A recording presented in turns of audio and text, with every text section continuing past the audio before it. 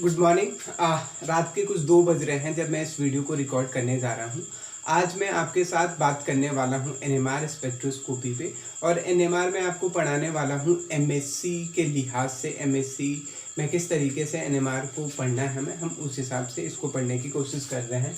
तो NMR spectroscopy जो आपके पास एमएससी में जो सिलेबस है उस सिलेबस में केमिकल शिफ्ट आपको एक वाले हिस्से में केमिकल शिफ्ट है, प्रोटॉन एनएमआर में केमिकल शिफ्ट है, उसके अलावा कार्बन 13 एनएमआर है और एनक्यूआर है। तो मैं केमिकल शिफ्ट वाला पोर्शन स्टार्ट कर रहा हूँ। उसके लिए मेरे पास थोड़ा सा बेसिक केमिकल शिफ्ट तक पहुँचने के लिए मुझे एनएमआर का आपको बेसिक सा आइडिया देने होगा। इस वीडियो में मैं वही बात करूँगा। तो एनएमआर स्पेक्ट्रोस्कोपी को शुरू करने से पहले सबसे पहले मुझे ये देखना होगा कि सबसे पहली चीज़ मुझे देखना होगा कि ये जो स्पेक्ट्रोस्कोपी है, ये स्पेक्ट्रोस्कोपी हुआ क्या। स्पेक्ट्रोस्कोपी बेसिकली 2 टर्म से मिलकर बनता है। एक तो होता है स्पेक्ट्रो, दूसरा होता है आपका स्कोपी। स्पेक्ट्रो और दूसरा होता है स्कोपी। स्पेक्ट्रो का मतलब होता है आपका स्पेक्ट्रा से, स्पेक्ट्रो का मतलब होता है स्पेक्ट्रा, और स्कोपी का मतलब होता है आपका स्टडी। तो जब भी आप बात करते हैं, आप किसी स्पेक्ट्रा की स्टडी करते हैं तो आप उसको कहते हैं स्पेक्ट्रोस्कोपी। तो उसको मैं बेसिकली यहाँ पे एक चीज़ कह सकता हूँ कि study of spectra, study of spectra is called spectroscopy. Basically अगर मुझे आपको बताना होगा सिंपल शब्दों में कि स्पेक्ट्रोस्कोपी हुआ क्या। अब आप मुझसे पूछ सकते हैं कि सर ये जो स्पेक्ट्रा है, ये स्पेक्ट्रा कैसे जनरेट होता है। तो स्पेक्ट्रा कब जनरेट होता है। स्पेक्ट्रा जनरेट होने के लिए जब हमारा कोई सोर्स जो होता है वो सोर्स हमारे किसी सैंपल के साथ इंटरेक्ट करता है। जब सोर्स सैंपल पे पड़ता है तो वो क्या करता है, स्पेक्ट्रा जनरेट करता है। बेसिकली जो सोर्स होता है वो इलेक्ट्रोमैग्नेटिक रेडिएशन होता है। इलेक्ट्रोमैग्नेटिक रेडिएशन हम जब किसी सैंपल पे अप्लाई करते हैं तब हमें क्या मिलता है, स्पेक्ट्रा मिलता है। ये बेसिक सी बातें हैं। तो इलेक्ट्रोमैग्नेटिक रेडिएशन एनएमआर के केस में जब मैं रेडियो फ्रीक्वेंसी, क्या कह रहा हूँ, रेडियो फ्रीक्वेंसी रेंज की लाइट को यूज करता हूँ जब किसी तो एनएमआर की बात हो रही है तो न्यूक्लियाई की बात होगी यहाँ पे, और वो क्या करेगा, एनएमआर स्पेक्ट्रा मेरा क्या करेगा, जनरेट करेगा। तो मैं यहाँ पे अभी तक जो दूसरा पॉइंट मैंने आपको इम्पॉर्टेंट पॉइंट है कि एनएमआर में जो सोर्स होगा वो क्या होगा, आपका रेडियो फ्रीक्वेंसी का। जबकि इसी के दूसरा, जैसा इसका दूसरा भाई है जिसको ईएसआर कहते हैं, तो ईएसआर में जो सोर्स होता है वो क्या होता है, माइक्रोवेव होता है। ये सवाल उसने नेट में भी पूछा हुआ था, और ये सवाल वो आपसे आपके एग्जाम में, एमएससी के एग्जाम में जब मल्टीपल चॉइस क्वेश्चन आपके पास है तब वो इस तरीके का एक सवाल आपसे पूछ सकता है। एक बात हो गई। दूसरी बात है, अब ये मैंने अभी तक आपको सिर्फ बताया कि स्पेक्ट्रा क्या हुआ। अब मुझे आपको बताना है कि भाई किस स्कोपी, ये एनएमआर क्या हुआ। अब हमारा पॉइंट है क्या, एनएमआर में हम आज पहुंचेंगे केमिकल शिफ्ट तक। तो एनएमआर पे चलते हैं। एनएमआर का फुल फॉर्म होता है आपका न्यूक्लियर मैग्नेटिक रेजोनेंस। क्या कहा दोस्त, एनएमआर का मतलब क्या हुआ, न्यूक्लियर मैग्नेटिक रेजोनेंस। इसका क्या मतलब है, न्यूक्लियर मैग्नेटिक रेजोनेंस का क्या मतलब है। मेरा पूरा कंसर्न आज के इस वीडियो में होगा कि न्यूक्लियर का मतलब क्या है, मैग्नेटिक क्या है, रेजोनेंस का। जब मैं इन 3 शब्दों का मतलब बता दूंगा तो मैं आपको एनएमआर का उस समय बेसिक कॉन्सेप्ट जो है वो बेसिक कॉन्सेप्ट बता चुका हूँ। तो हम इन 3 चीज़ों को, इन 3 टर्म्स को डिस्कस करने वाले हैं। सबसे पहले हम आ रहे हैं, जो पहला टर्म है हमारे पास वो क्या है आपका, वो है आपके पास न्यूक्लियर। तो न्यूक्लियर से मतलब क्या है, न्यूक्लियर से मतलब आपका न्यूक्लियाई से है। न्यूक्लियर का मतलब किससे है, न्यूक्लियाई है। और न्यूक्लियाई कैसा होगा, न्यूक्लियाई में आपका इलेक्ट्रॉन होंगे, न्यूक्लियर में आपके प्रोटॉन भी होंगे और न्यूट्रॉन होगा। हमारा कंसर्न इन तीनों चीज़ों से, हमारा कंसर्न से प्रोटॉन से लेकर है जब हम एनएमआर की फिलहाल बात कर रहे हैं। तो न्यूक्लियाई होगा। अब आपके पास इस न्यूक्लियाई का मतलब मुझे आपको समझाना है। चलो देखते हैं। पहला टर्म क्या था, न्यूक्लियर, एनएमआर में न्यूक्लियाई। न्यूक्लियाई। न्यूक्लियाई न्यूक्लियाई में हम दो पैरामीटर की बात करेंगे। पहला पैरामीटर जो होगा हमारा वो होगा मेरे पास एटॉमिक मास, जो आपको पता है, और दूसरा क्या है, एटॉमिक नंबर। पहला एटॉमिक मास है, दूसरा क्या है, एटॉमिक नंबर है। तो उनके बेस पे तीन तरीके के न्यूक्लियाई होता है।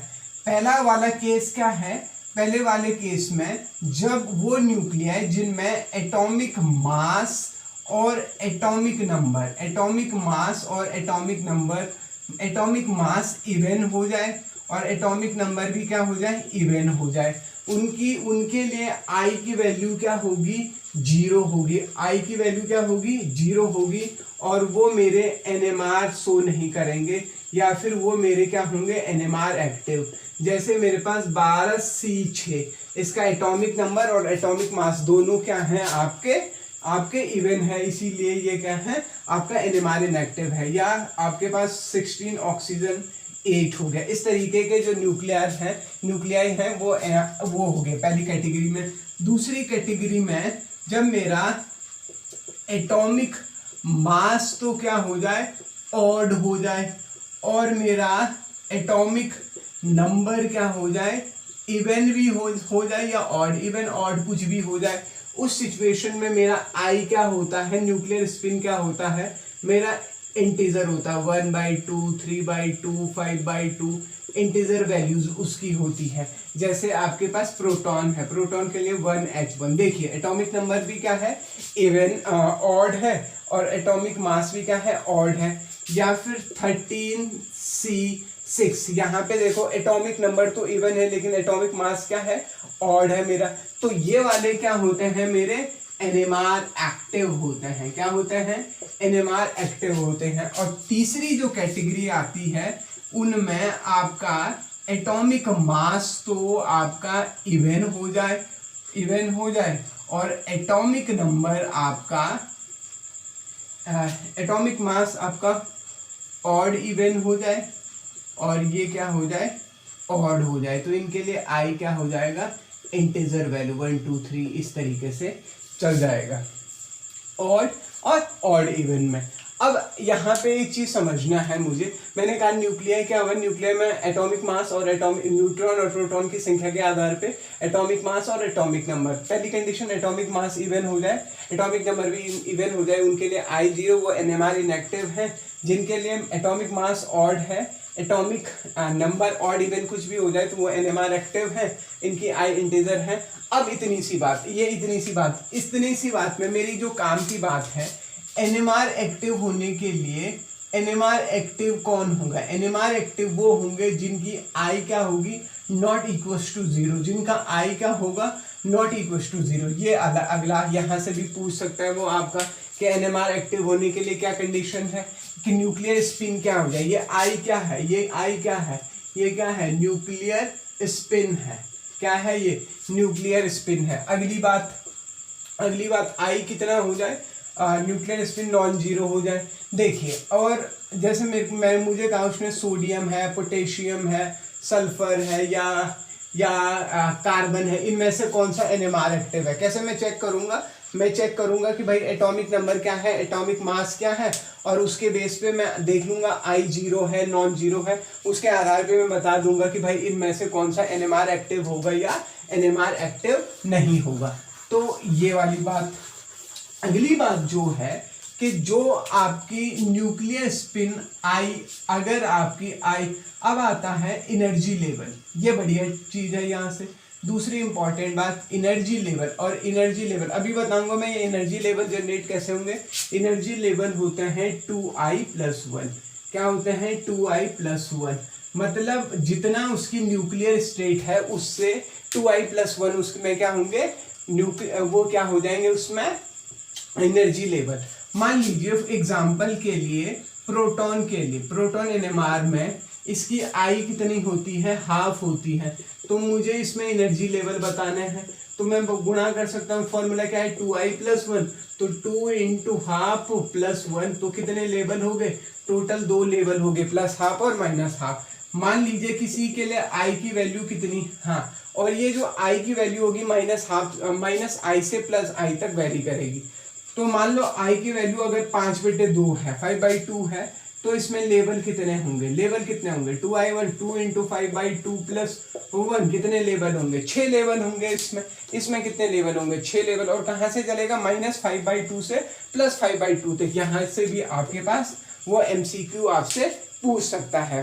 अब अगली जो चीज आती है, ये मैंने न्यूक्लियर के बारे में बताया, अब मैं आपको बता रहा हूँ मैग्नेट के बारे में, क्योंकि न्यूक्लियर मैग्नेटिक मोमेंटम था ना, रेजोनेंस था। तो दूसरा है मेरे पास, दूसरा जो टर्म NMR में यूज हुआ है वो मैग्नेटिक है। अब ये मैग्नेटिक से क्या मतलब है, मेरे पास न्यूक्लियस है, न्यूक्लियस में न्यूट्रॉन और प्रोटॉन है, मुझे प्रोटॉन से मतलब है। अब यहाँ पे मान लो एक प्रोटॉन है, ये प्रोटॉन पे कैसा चार्ज है, पॉजिटिव चार्ज है, और ये प्रोटॉन क्या करेगा, ये प्रोटॉन घूमेगा, और घूमती हुई कोई भी चीज, भाई प्रोटॉन है, तो ये प्रोटॉन अगर घूमेगा, ये प्रोटॉन अगर क्या करेगा, घूमेगा, तो ये क्या, कोई भी घूमती हुई चीज, कोई भी चार्ज पार्टिकल अगर मोशन करेगा, मूवमेंट करेगा, घूमेगा, तो वो क्या जनरेट करता है, मैग्नेटिक फील्ड जनरेट करेगा।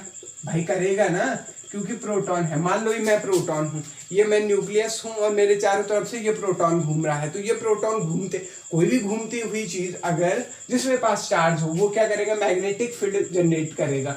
और ये कैसा फील्ड होगा, इंड्यूस्ड मैग्नेटिक फील्ड होगा, ये अपने आप इंड्यूस हुआ है। और प्रोटॉन की क्या होगी, स्पिन होगी, स्पिन। मान लीजिए आपके पास ये न्यूक्लियस है, यहाँ पे ये प्रोटॉन है, तो ये प्रोटॉन क्लॉकवाइज भी घूम सकता है और एंटी क्लॉकवाइज भी घूम सकता है।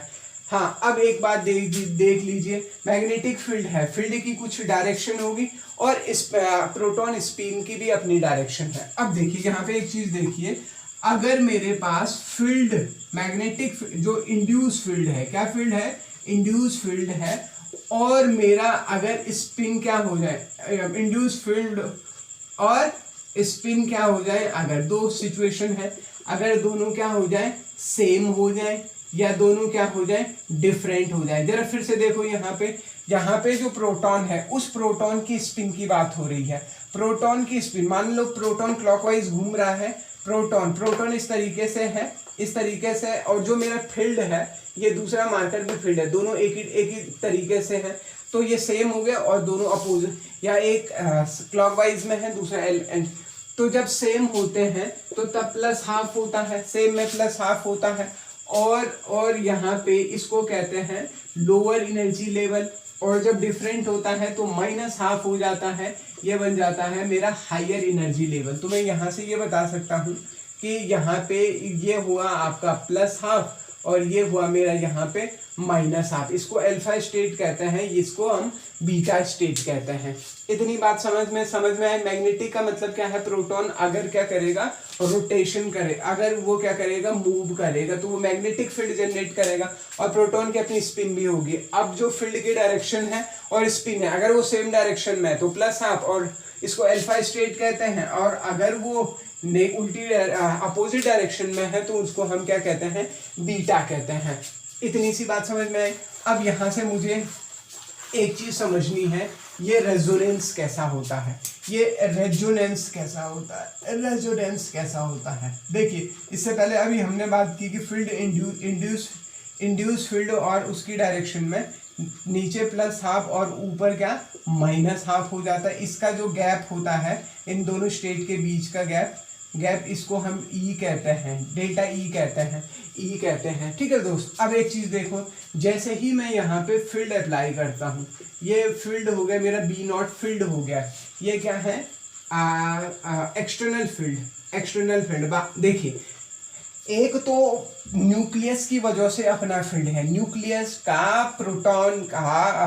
का अपना मैग्नेटिक फील्ड है, जिसको हमने क्या कहा था, इंड्यूस मैग्नेटिक फील्ड। और एक क्या है, बाहर का मैग्नेटिक फील्ड है, जिसको हमने क्या कहा, एक्सटर्नल मैग्नेटिक फील्ड कहा। तो जब ये एक्सटर्नल मैग्नेटिक फील्ड आपका न्यूक्लियाई पे पड़ता है तो इसका ओरिएंटेशन चेंज हो जाता है। और ओरिएंटेशन चेंज कैसे हो जाता है कि जो आपका अल्फा स्टेट होती है वो बीटा बन जाती है, और बीटा अल्फा, तो मतलब -½ नीचे और +½ क्या हो जाता है, ऊपर हो जाता है।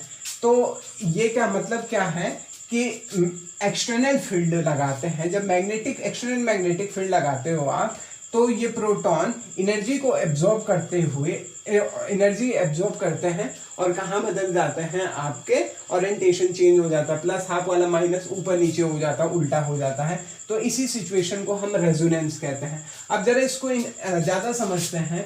ये जो एनर्जी गैप है जिसको हम डेल्टा ई कह रहे हैं, ये जो ई है, ये डेल्टा ई है, ये डायरेक्टली प्रोपोर्शनल होता है आपके बी नॉट फील्ड का। फील्ड जितना ज़्यादा होगा, ये एक्सटर्नल फील्ड जितना ज़्यादा होगा, उतना ज़्यादा आपका क्या होगा, एनर्जी सेपरेशन होगा। इसको जरा समझ में आया ये कैसे हुआ। अब दूसरी बात जो है, ये जो एनर्जी जो गैप है वो डायरेक्टली प्रोपोर्शनल होता है गायरोमैग्नेटिक रेशियो को इस तरीके से रिप्रेजेंट करते हैं।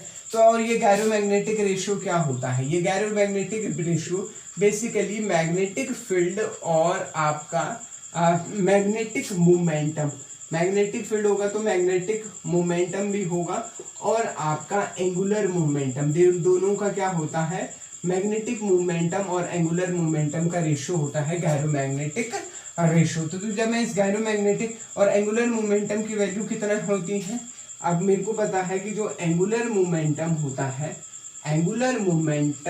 है उसकी वैल्यू कितनी होती है, h/2π। तो फाइनली मैं यहाँ से सब वैल्यू को पुट करके ऐसा कह सकता हूँ, delta E is equal to gyromagnetic ratio into h/2π into your magnetic field B naught, जितना आपने फील्ड अप्लाई किया। और ये जो डेल्टा ई जो है आपका, ये एच म्यू के बराबर होगा। प्लांक के अनुसार H mu is equal to हो जाएगा gyromagnetic ratio upon h/2π into field हो गया मेरा।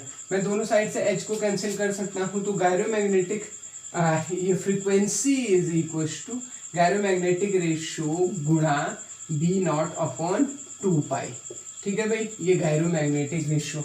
तो ये जो एब्जॉर्प्शन के लिए जितनी फ्रीक्वेंसी चाहिए होगी, तो वो फ्रीक्वेंसी किसके बराबर होगी, फील्ड गायरोमैग्नेटिक के गुणे के बराबर, क्योंकि 2π तो कांस्टेंट ही है।